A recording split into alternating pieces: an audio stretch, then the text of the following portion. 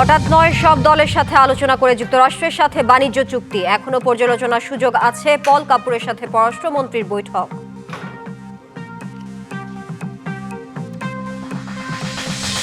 মধ্যপ্রাচ্যে সংঘাতের প্রভাব মোকাবেলায় সব প্রস্তুতি আছে সরকারের। পহেলা বৈশাখের আগেই কৃষক কার্ডের পাইলট প্রকল্প চালু।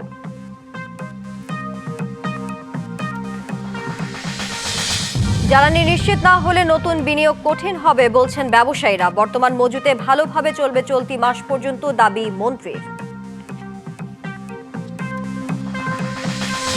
চাঁদাবাজ সন্ত্রাসীদের তালিকা হচ্ছে শিগগিরই অভিযান। কোনো ব্যক্তি স্বেচ্ছাচারী নির্দেশ পালন করবে না পুলিশ, চলবে আইন অনুযায়ী। এবং শ্রীলঙ্কা উপকূলে ইরানি জাহাজে সাবমেরিন হামলা, একজন নিহত, নিখোঁজ শতাধিক। ইরানের নতুন নেতৃত্বও টিকবে না, হুঁশিয়ারি ট্রাম্পের। নির্বাচনের 3 দিন আগে যুক্তরাষ্ট্রের সাথে হওয়া বাণিজ্য চুক্তি হঠাৎ করে হয়নি। সব দলের সাথে আলোচনা করে প্রক্রিয়ার মাধ্যমেই হয়েছে। তবে চুক্তি এখনো পর্যালোচনার সুযোগ আছে। মার্কিন সহকারী পররাষ্ট্রমন্ত্রী পল কাপুরের সাথে বৈঠকের পর এসব কথা জানান পররাষ্ট্রমন্ত্রী ডক্টর খলিলুর রহমান। 3 দিনের সফরে মার্কিন সহকারী পররাষ্ট্রমন্ত্রী পল কাপুর ঢাকায় বুধবার সকাল 8:30টায় আসেন পররাষ্ট্র মন্ত্রণালয়ে। শুরুতে সৌজন্য সাক্ষাৎ করেন প্রতিমন্ত্রী শামা ওবায়দের সঙ্গে। পরে ঘণ্টাব্যাপী বৈঠক করেন পররাষ্ট্রমন্ত্রী খলিলুর রহমানের সঙ্গে। প্রশ্ন করা হলেও গণমাধ্যমের সঙ্গে কথা বলেননি পল কাপুর। এক বাক্যে জানান, বৈঠক ভালো হয়েছে।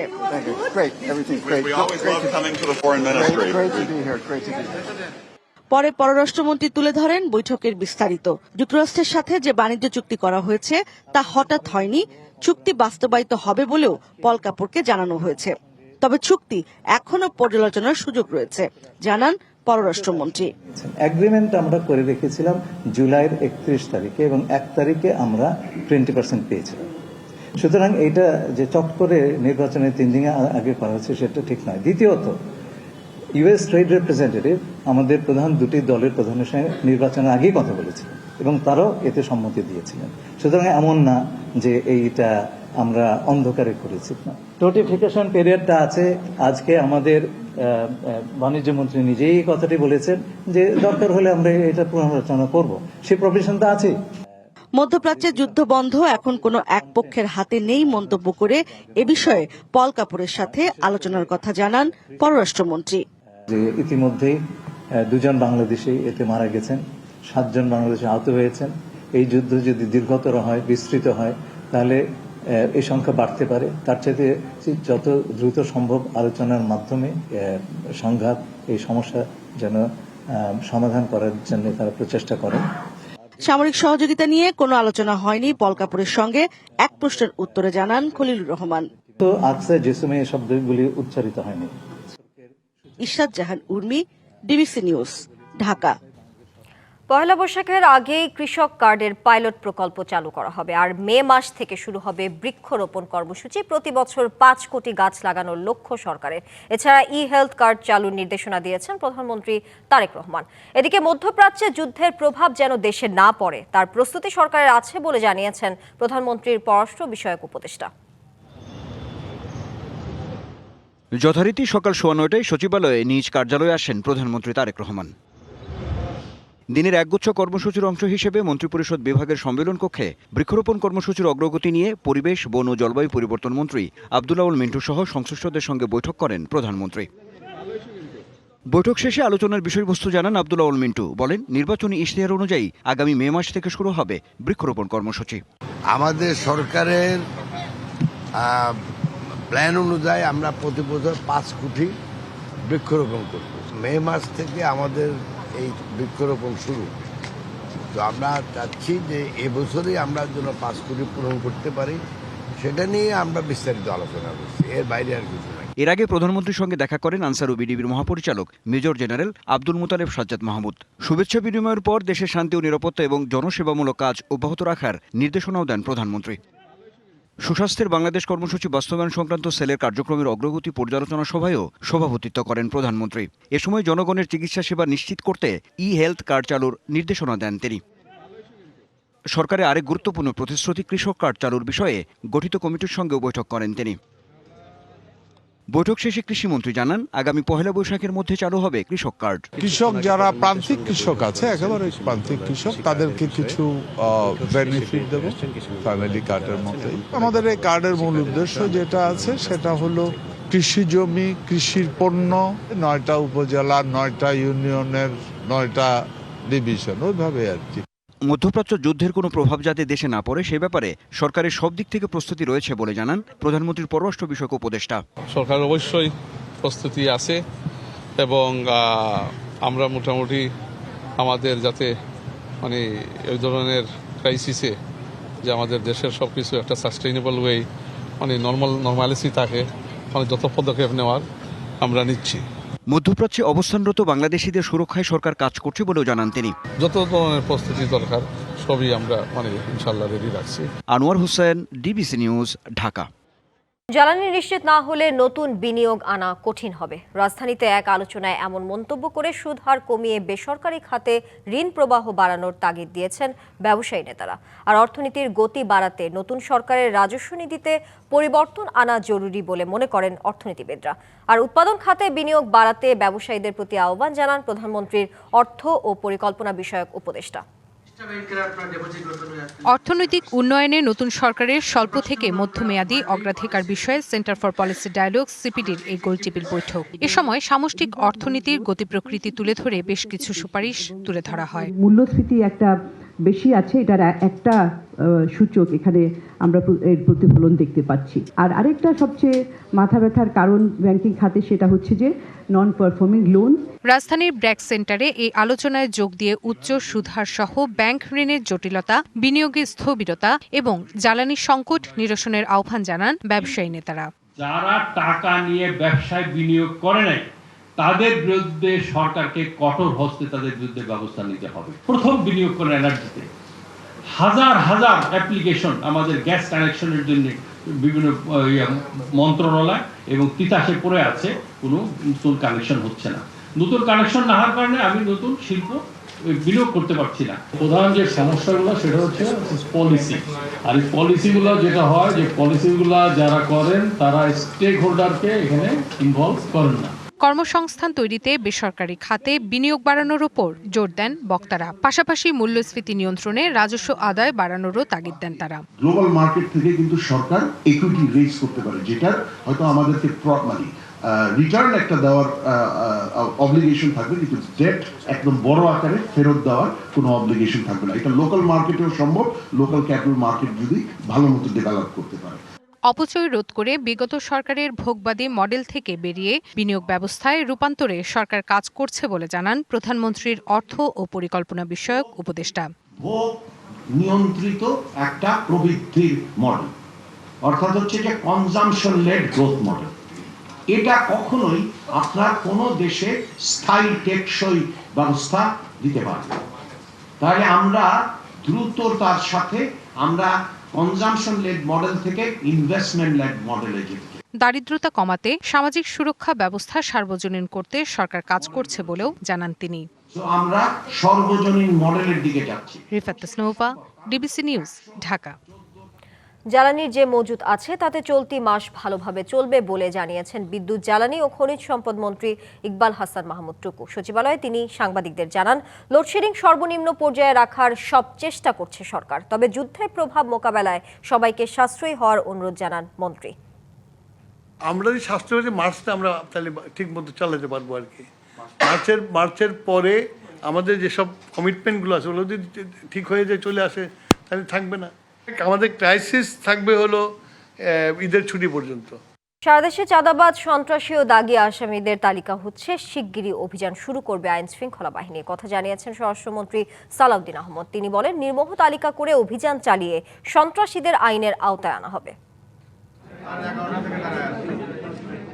দায়িত্ব নেওয়ার পর বুধবার সকালে প্রথমবারের মতো ডিএমপি সদর দপ্তর পরিদর্শন করেন স্বরাষ্ট্রমন্ত্রী সালাউদ্দিন আহমদ এবং দেশে আইনের শাসন প্রতিষ্ঠা করা।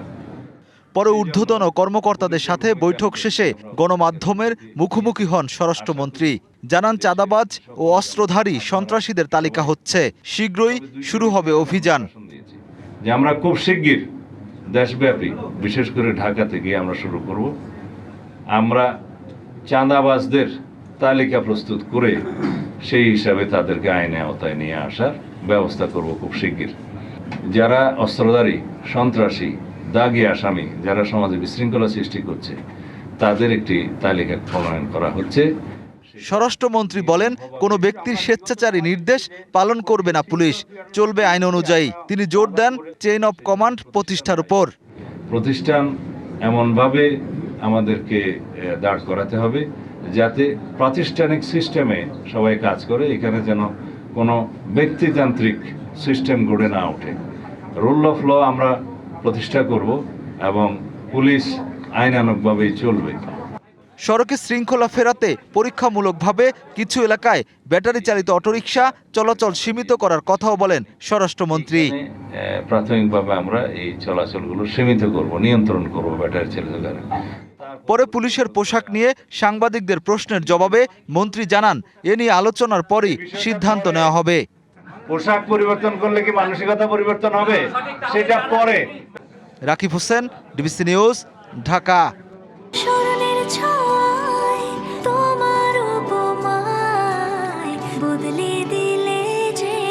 স্যান্ডেলিনা সো, রূপচর্চায় আভিজাত্য। বিগত সময়ে দেশের সংকটের বড় কারণ রাষ্ট্রকে প্রাতিষ্ঠানিক রূপ না দেয়া। যখনই প্রতিষ্ঠানের চাইতে ব্যক্তির ক্ষমতা বাড়ে তখন প্রতিষ্ঠান চলে না, এমন মন্তব্য করেছেন তথ্য ও সম্প্রচার মন্ত্রী জহিরউদ্দিন স্বপন। বিকেলে চট্টগ্রামে বিভাগীয় প্রশাসনের কর্মকর্তা ও প্রেস ক্লাবের সাংবাদিকদের সাথে মতবিনিময় শেষে তিনি এসব কথা বলেন। জানান, 31 দফার মধ্য দিয়ে রাষ্ট্রকে প্রাতিষ্ঠানিক জায়গায় নেয়ার চেষ্টা করা হচ্ছে। দেশের সকল প্রতিষ্ঠানকে প্রাতিষ্ঠানিক করতে চায় সরকার। নেতৃত্বের প্রতিযোগিতা ও সুষ্ঠু কাঠামোর মধ্য দিয়ে প্রতিষ্ঠানগুলোকে সুষম রূপ দেয়া হবে বলে জানান তথ্যমন্ত্রী।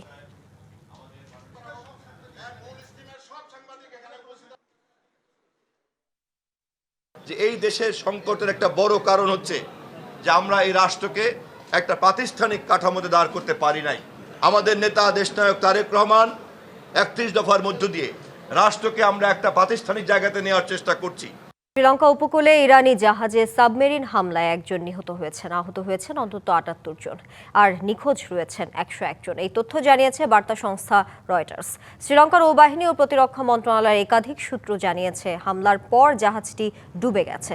শ্রীলঙ্কার পররাষ্ট্রমন্ত্রী বিজিতা হেরাত সংসদে জানান, অন্তত ৭৯ জনকে উদ্ধার করে হাসপাতালে নেওয়া হয়েছে এবং তাদের মধ্যে একজনের অবস্থা আশঙ্কাজনক। এই হামলার পেছনে কারা জড়িত সেই বিষয়ে এখনো কিছু জানা যায়নি।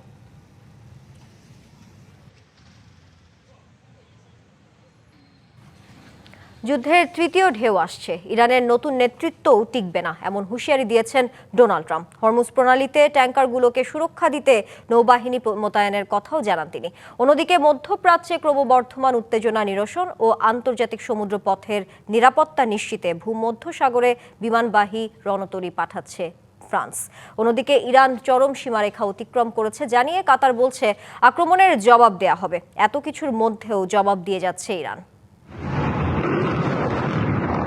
যুদ্ধ বিস্তৃত হচ্ছে মধ্যপ্রাচ্য জুড়ে।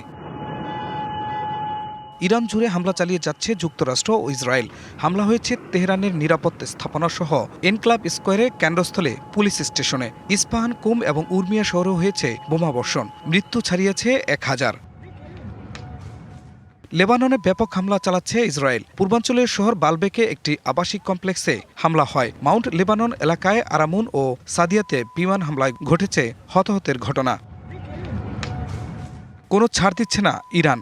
ড্রোন হামলা হয়েছে দুবাইয়ের মার্কিন কনসুলেট ভবনে। ক্ষয়ক্ষতি হলেও কোনো হতাহতের খবর পাওয়া যায়নি। এছাড়া সৌদি আরবে মার্কিন গোয়েন্দা সংস্থার কার্যালয়েও ড্রোন হামলা চালিয়েছে তেহরান। ইসরায়েলের মেটুলায় হামলার দাবি করেছে হিজবুল্লাহ। ইসরায়েলি বাহিনীর উপর রকেট ছোড়ার কথাও জানিয়েছে লেবাননের এই সশস্ত্র গোষ্ঠী। এদিকে পরমাণু শক্তিচালিত বিমান বাহিনী রণতরী চার্লস দ্য গলকে ভূমধ্যসাগরে মোতায়েনের নির্দেশ দিয়েছেন ফ্রান্সের প্রেসিডেন্ট। ইউরোপীয় ইউনিয়নের সদস্য রাষ্ট্র সাইপ্রাসে আক্রমণ হয়েছে। কৌশলগত অংশীদারত্ব চুক্তি অনুযায়ী তাদের সমর্থন দিতে হবে। তাই আমি সেখানে অতিরিক্ত আকাশ প্রতিরক্ষা সরঞ্জাম পাঠানোর সিদ্ধান্ত নিয়েছি। অন্যদিকে আয়াতুল্লাহ আলী খামেনির মৃত্যুর পর তার ছেলে মোস্তাবা খামেনিকে ইরানের সর্বোচ্চ নেতা নির্বাচিত করা হয়েছে। যুদ্ধের তৃতীয় ধাপ আসছে হুঁশিয়ারি দিয়ে মার্কিন প্রেসিডেন্ট ডোনাল্ড ট্রাম্প বলেছেন, ইরানে বর্তমান সরকারের কোনো নেতৃত্ব টিকবে না। আমরা যাদের নেতা মনে করেছিলাম তারা সবাই এখন মৃত। শুনেছি আরেকটি গোষ্ঠী আসছে। খুব শিগগিরই যুদ্ধের তৃতীয় ঢেউ শুরু হবে। কেউ টিকবে না। তেহরান চরম সীমা অতিক্রম করেছে জানিয়ে কাতার পররাষ্ট্র মন্ত্রণালয়ের মুখপাত্র মাজেদ আল আনসারি বলেছেন, দেশের সার্বভৌমত্বের প্রশ্নে আর ছাড় দেওয়া হবে না। খান মোহাম্মদ মুকুল, ডিবিসি নিউজ ডেস্ক। মধ্যপ্রাচ্যে চলমান যুদ্ধের প্রভাবে জ্বালানি তেলের দাম বাড়ার আশঙ্কায় এশিয়ার শেয়ার বাজারে দেখা দিয়েছে বড় দরপতন। বুধবার এমন চিত্র দেখা গেছে এশিয়ার বিভিন্ন শেয়ার বাজারে। এশিয়ার অর্থনীতি মূলত মধ্যপ্রাচ্যের তেলের উপর নির্ভরশীল, যা হরমুজ প্রণালী হয়ে পরিবাহিত হয়। এই প্রণালীর একটি অংশ ইরানের নিয়ন্ত্রণে রয়েছে। বর্তমানে এই জলপথ দিয়ে জাহাজ চলাচল কার্যত বন্ধ হয়ে গেছে। ফলে উপসাগরীয় অঞ্চলের অধিকাংশ জ্বালানি রপ্তানি বিশ্ববাজারে পৌঁছাতে পারছে না, যা নিয়ে বিনিয়োগকারীদের মধ্যে বাড়ছে উদ্বেগ। কারণে দক্ষিণ কোরিয়া সহ এশিয়ার অন্যান্য দেশ, জাপান, তাইওয়ান, হংকং ও চীনের শেয়ার বাজারে নেতিবাচক প্রভাব দেখা গেছে। আন্তর্জাতিক জ্বালানি সংস্থার বিশ্লেষণে দেখা যায়, গত বছর এই প্রণালী দিয়ে পরিবাহিত মোট অপরিশোধিত তেলের ৮০%-এরও বেশি এশিয়ার বাজারের উদ্দেশ্যে পাঠানো হয়েছিল।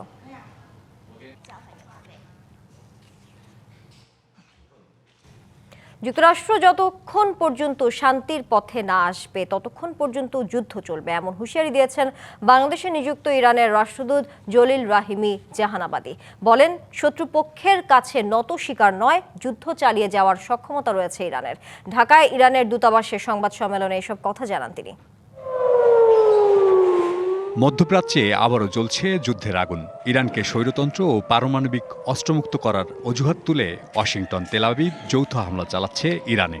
এর আগে বেশ কয়েকদিন ধরেই মার্কিন হুমকি আর চোখরাঙানি দেখছিল তেহরান। পাল্টা জবাব দিতে গিয়ে আশপাশের দেশগুলোর মার্কিন ঘাঁটি ও ইসরায়েলে হামলা চালাচ্ছে ইরানও। ইরান যুদ্ধের আগুন ছড়িয়েছে মধ্যপ্রাচ্য জুড়েই। এ পরিস্থিতিতে রাজধানীর গুলশানে সংবাদ সম্মেলনে ইরানি রাষ্ট্রদূত বলেন, সব আন্তর্জাতিক আইন ভেঙে ইরানে যে হামলা চালাচ্ছে যুক্তরাষ্ট্র, ইসরায়েল, তাই আত্মরক্ষার পাল্টা জবাব দিচ্ছে তারা। আমরা শান্তি চাই, কিন্তু কেউ অন্যায় হামলা চালালে তা সহ্য করা হবে না। আর যুদ্ধবাজদের শান্তির পথে আনতে বাধ্য হয়েই ইরান যুদ্ধ করছে। জাতিসংঘের বেঁধে দেওয়া নিয়মের মধ্য থেকেই আত্মরক্ষার জন্য যুদ্ধ করছি। দৃঢ়ভাবে ইরানি রাষ্ট্রদূত বলেন, যুদ্ধ চালিয়ে যাওয়ার সক্ষমতা রয়েছে ইরানের। প্রতিবেশী দেশগুলোকে হামলায় আমেরিকা ও ইসরায়েলকে সহযোগিতা না করার আহ্বান জানাচ্ছি। যদি সহযোগিতা করেন তাহলে আপনারাও ইরানের হামলার লক্ষ্য হবেন। এ সময় ইরানের প্রতি সমর্থনের জন্য বাংলাদেশ সরকারের প্রতি কৃতজ্ঞতা প্রকাশ করেন রাষ্ট্রদূত রাহিমি। Sania Ahmed, DBC news, Dhaka.